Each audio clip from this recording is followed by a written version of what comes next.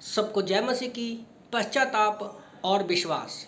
प्रभु का वचन कहता है, इसलिए आओ मसीह की शिक्षा की आरंभ की बातों को छोड़कर आरंभ की बातों को छोड़कर हम सिद्धता की ओर आगे बढ़ते जाएं और मरे हुए कामों से मन फिराएं और परमेश्वर पर विश्वास करें।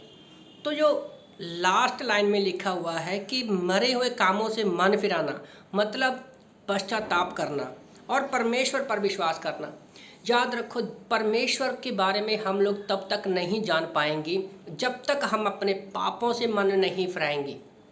अफिसियों की किताब अध्याय 2:1-4 के अनुसार क्या है कि हम संसार की रीति पर चलते हैं, शरीर की अभिलाषाओं के अनुसार चलते हैं, शैतान की बातों पर चलते हैं। हम लोग, हमें पश्चाताप के बारे में नहीं पता, तो इसलिए हम शैतान की बातों के अधीन में चलते हैं, उसकी बातों पे किए हुए विश्वास करते हैं।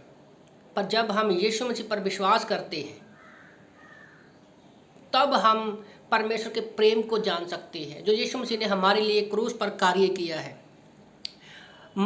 अपने मरे हुए कामों से मन फिराने का मतलब क्या है? जितने भी शैतान की बातों में जहाँ संसार में हम कार्य करते हैं वो सारे काम मरे हुए हैं, एक दिन सब कुछ नष्ट हो जाएगा।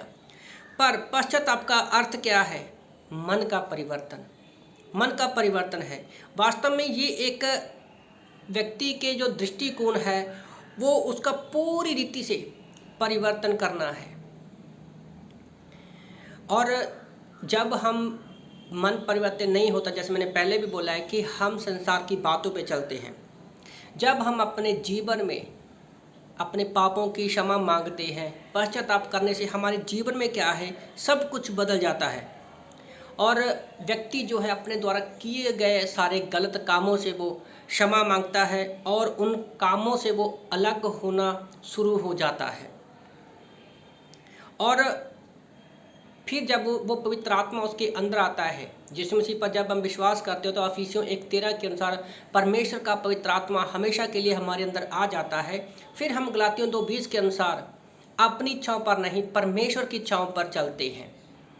और फिर हमारा मन करता है कि हम परमेश्वर के हृदय, मतलब जैसा परमेश्वर का व्यवहार है हमारा मन भी वैसा ही हो जाता है, ताकि हमारा जो पहले संसार की बातों में हम लोग जीते थे तो फिर हम लोग परमेश्वर की बातों में अपना जीवन जीना शुरू करते हैं। और पवित्र आत्मा के फल गलातियों की किताब अध्याय 5:20-21 के अनुसार प्रेम, शांति, दया, धीरज, अनंत जो है हमारे अंदर वो फल दिखने लगते हैं और हमारा विश्वास पश्चाताप करने के बाद परमेश्वर की ओर बढ़ता जाता है।